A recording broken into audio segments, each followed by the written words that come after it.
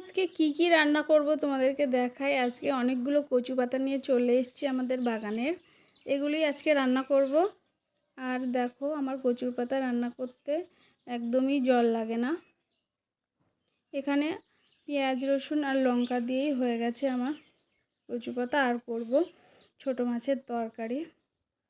আর বাজার থেকে আসছে অন্য মাছও, সেগুলোও এক এক করে নেব। আমি তো বসিয়ে দিয়েছি রান্নাটা। আর মাছগুলো আমি অল্প অল্প করে ভেজে নিচ্ছি, কেননা সব জড়িয়ে যাচ্ছে একটার সাথে আরেকটা। তারপরে আমি এখানে আলু, পেঁয়াজ, টমেটো, কাঁচা লঙ্কা ভেজে নিচ্ছি। ছোটো মাছগুলো রান্না করব তার জন্য।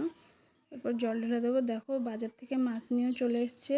আবার এগুলো আমার কাটতে হবে, তারপরে আমি রান্না করব। তো আগে যেটা চাপিয়েছি সেই রান্নাটা করে নিচ্ছি, তারপর এগুলো কাটতে বসবো। তারপরে আমার রান্না যেগুলো পরে করেছিলাম আমার আর ভিডিও করা হয়নি।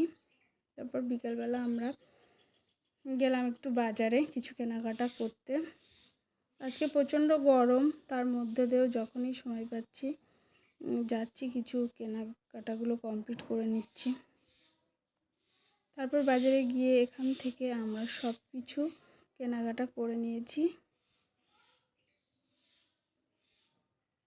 তারপর চলে আসলাম খেতে। এখানে আজকে খেলাম ধোসা।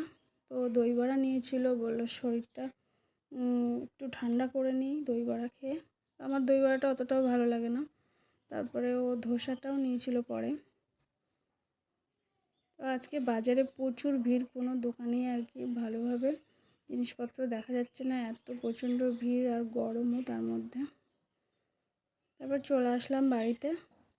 এসে এখানে দেখো আমার দোকানের কিছু মালপত্র কিনে নিয়েছিলাম। আর এখানে আমার শাড়ির কিছু ম্যাচিং ব্লাউজও নিয়েছি। আর কিনেছিলাম আমার দুই মায়ের জন্য শাড়ি। এখানে আমার শাশুড়ি মা আর আমার মায়ের।